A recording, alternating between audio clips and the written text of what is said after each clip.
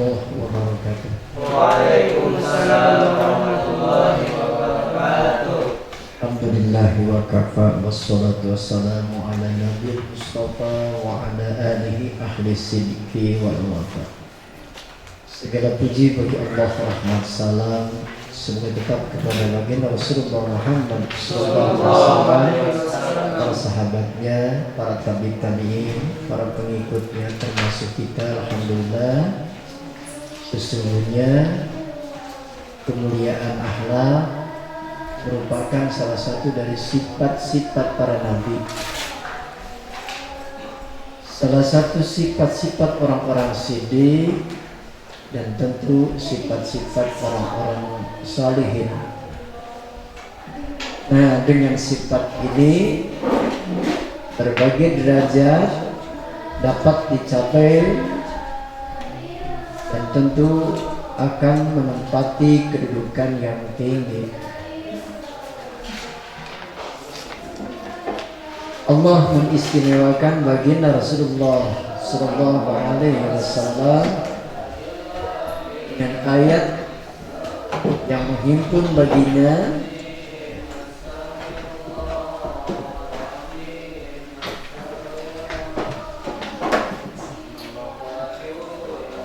dan segenap kebaikan tata budi pekerti. Inilah surah 68, wa innaka la'ala khuluqin adzim. Surah 68 atau surah Al-Qalam. Dan sesungguhnya kamu benar-benar berbudi pekerti yang agung.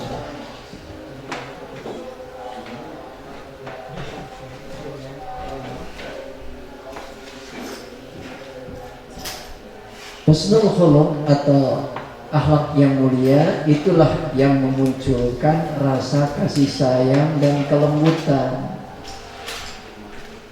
Sedangkan su'ul khuluq atau boleh katakan jelek budi peranginya itu membuahkan rasa saling benci, bahkan saling memusuhi.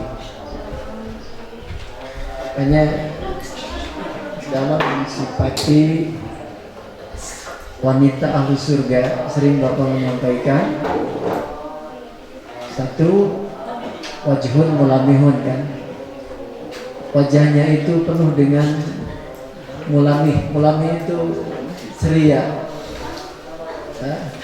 wajhun mulamihun, wajah yang ceria. Lisanun fasih, ucapan yang fasih. Fasih di sana itu benar-benar santun sesuai dengan makomnya, ya. Dan yang ketiga adalah qalbun sakir, artinya selalu bersyukur. Dan yang keempat adalah yadun salihun, tangannya itu saleh, gesit, ya, tidak bakhil, kreatif gitu. Tapi tentu karena positif, bukan yang negatif. Kalau kreatif pada yang negatifnya itu mah util, ya, mengutil, ya. Baik. Karena itulah husnul khuluq, akhlak yang mulia memunculkan rasa kasih sayang dan kelembutan. Sedangkan su'ul khuluq tentu adalah membuahkan, ya, baru dilihat juga sudah tidak, ya. Kan ini mah melihat penampilan dulu, baru kedua, oh ternyata penampilan mah tidak seberapa, tapi akhlaknya luar gitu. Ya, bukan luar biasa, luar biasa.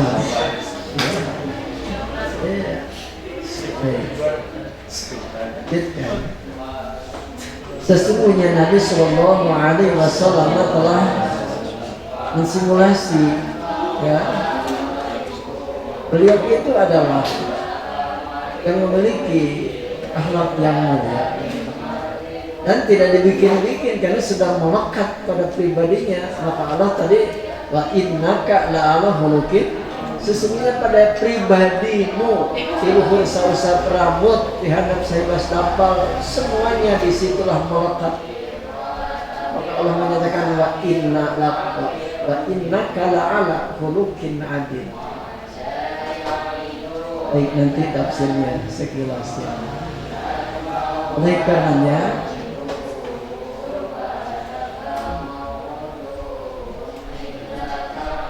antara penyebutan akhlak yang mulia dengan penyebutan ketakwaan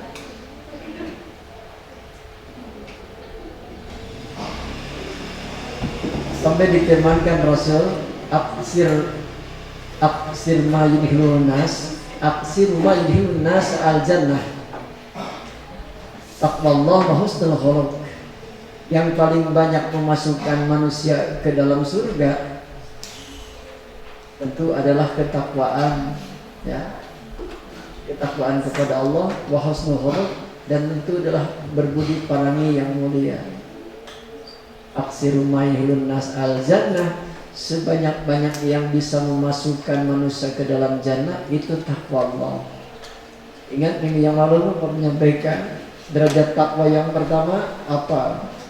Terbebas dari kemusyrikan. Yang kedua, dijauhkan dari kemaksiatan. Yang ketiga, hati-hati dalam yang halal. Kalau masih ceroboh dalam yang halal, belum bisa naikin derajat takwa yang tinggi. Dengan contoh, ketika kasur pun empuk, tapi berani ditinggalkan tengah malam untuk sholat. Walaupun istriku cantik dan halal, berani aku meninggalkannya untuk menuju Allah. Sholat. Oh, wah, mah juga kelupaan selebutin terus.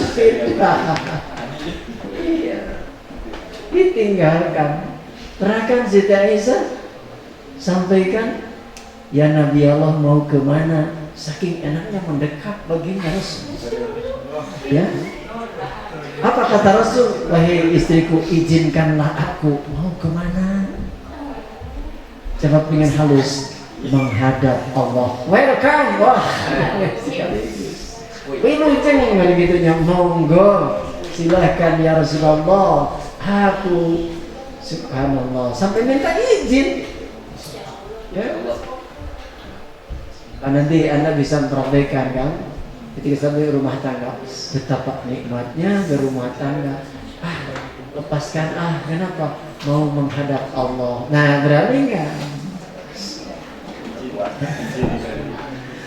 Jangan sampai aduh masih ngantuk tengah malam baru jam 1 tidur lah langsung kan. Abang melasan sampai subuh.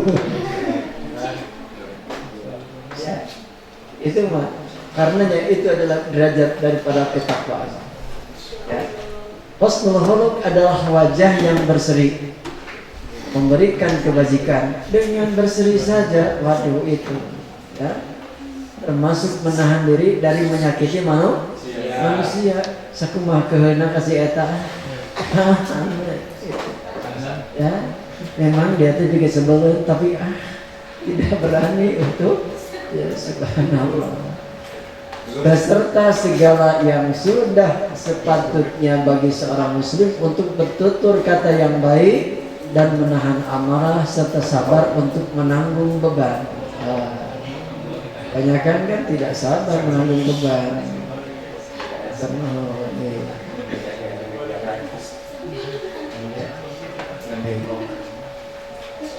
Jadi sepatutnya bagi seorang muslim bertutur kata yang baik, termasuk menahan amarah serta sabar dalam menanggung beban. Bagaimana menanggung beban? Ini genduknya, ayo ambak kasih eta, ayo nyarikan, tapi tidak tega, ditahan. Makanya ulang lagi, surah Ali Imran 134. Di situ dikumpulkan antara lainul kalam dengan it'am to'am. Alladzina yunfikuna fis sarra wad dharra wal kadhimina al-ghayz, baik menahan amarah, Bari dia tetap berlainul kalam, santunnya ucapannya lainul kalam. Ya. Makanya ini derajat ketakwaan. Mungkin saja ada orang yang boleh dikatakan memberi tapi ucapannya mata nyeri. Ya. Si eta teh ucapannya mah bagus cuman medit. Tidak. Makanya sepatutnya bagi seorang muslim untuk bertutur kata yang baik dan menahan amarah serta sabar menanggung beban. Kalau Anda sejak dini ini sudah bisa berani berspekulasi dengan tutur kata yang baik, Bapak yakin Anda adalah menjadi pemenangnya yang mulia di masa yang akan datang. Nah, betul-betul bisa ditaruhkan. Kalau sudah terbiasa dari sejak awal usia seperti Anda begini, lihat aja. Lihat aja. Dan Nabi SAW mewasiatkan kepada Abu Hurairah radhiyallahu anhu dengan sebuah wasiat yang agung. Beliau SAW bersabda, "Alaika bihusnil khuluq." Hai Abu Hurairah, seyogianya Anda untuk berperilaku baik. Ini bukan belum baik, tapi disitulah menegaskan seakan-akan istimrariyah, continue dalam segala keadaan, susah ataupun senang. Paling hese kita kersusah kayak husnul khuluq. Ya. Dalam menghadapi kesulitan, dalam menghadapi situasi dan kondisi, atau apalagi ada satu nada yang mungkin dengan ucapan atau kata-kata yang lain kepada diri kita, kadang-kadang ingin membalasnya dengan yang sepadan kan? Ya. Anjing, coplok, ya. Itu juga sebenarnya anjing dijawab coplok. Ya. Ingat bahasa kebun binatang itu kalau luas ya untuk menyebut kebun binatang. Itu biasanya adalah karena tidak mampu mengendalikan emosi. Ya. Abu Hurairah berkata, apakah husnul khuluq itu ya Rasul? Rasulullah menjawab, tasir man qata'ak wa ta'fu amman dalamak wa tuqiman haramak. Anda menyambung tali persaudaraan kepada orang yang memutuskan hubungan denganmu. Contoh, biasanya adik kakak dalam mengurusi bab waris ini Bapak temukan di masyarakat. Gara-gara bab waris putus, padahal lanjut adik nggak tahu karena gede seetik atau karena ada yang gulung begitu ya, karena haram. Ya. Karena kenapa Bapak berbicara? Bapak dari udah 4 tahun ini mengurusi tentang silsilah waris yang punya warisan di belakang pasar Kosambi, padahal tidak begitu besar, 2,9 M, jadi 3 M kurang seetik. Iman usana 8 orang maut hiji, lalaki awena 4, lalaki na 5. Pas saya wae depi ka ayeuna Bapak can bisa kalau kacarekan Bapak. Itu cik Bapak teh lain siang minta ka dieu cing teh buruhna begitu bahasanya kalah nyarek. Tapi Bapak ikhlas saja karena diminta untuk memproses awalnya. Dihadirkan RT dan RW di situ termasuk di situ pas dari terakhirnya finishnya. Ini anak yang paling bungsu bengal bisa gitu.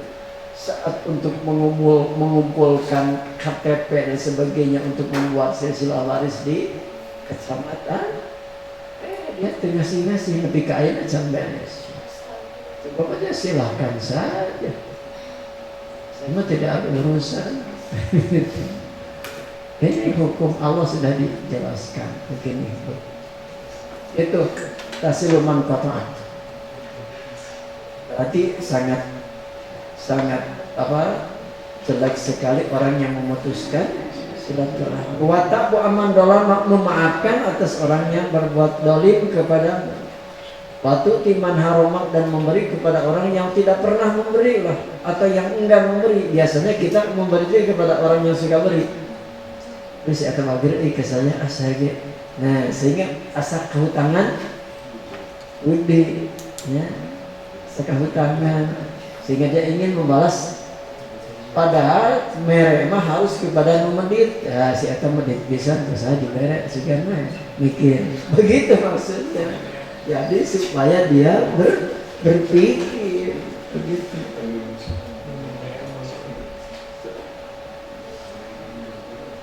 Tiga hal ini, ya, wasiat yang disampaikan Rasulullah Sallallahu Alaihi Wasallam kepada Abu Hurairah. Asiluman kata, ta'fu aman dalamak wa tutiman haramak.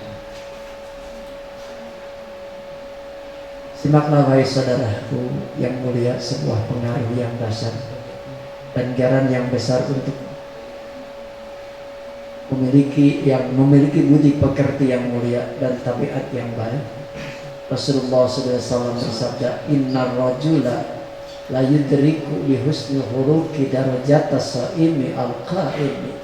Sesungguhnya seseorang dengan husnul khuluq akan memperoleh derajat as-saim, orang yang berpuasa, dan al-qaim, ahli salat malam. Aduh, ini ternyata kalaulah orang itu ahli salat, ahli puasa, tapi jelek akhlaknya, pernahkah ya Rasul si pulang ke tukang puasa, malamnya pun tukang tahajud. Hanya sayang ya Rasul, bagaimana tuh di lisanik jari dia itu menyakiti tetangganya dengan ucapannya.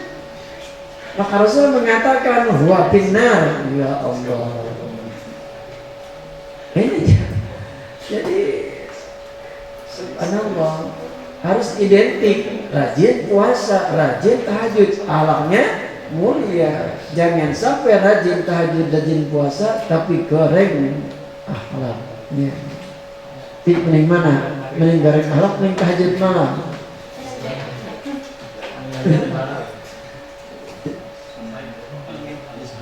Mending akhlaknya hade dari tahajud malam.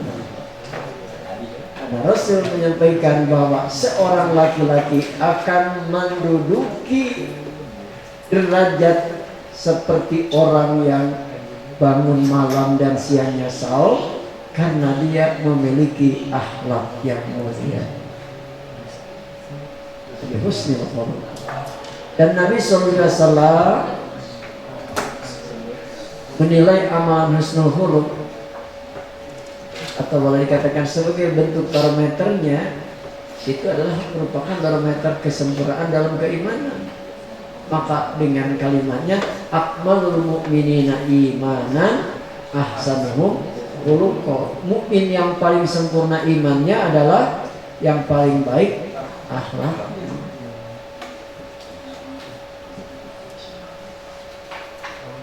Kalau dalam Fathullah akmalul mu'min, Bapak ditemukan dalam hadisnya ditambahkan lainul kalam wa it'amud zi'an, lunak sekali ucapannya dan dia adalah orang yang dermawan.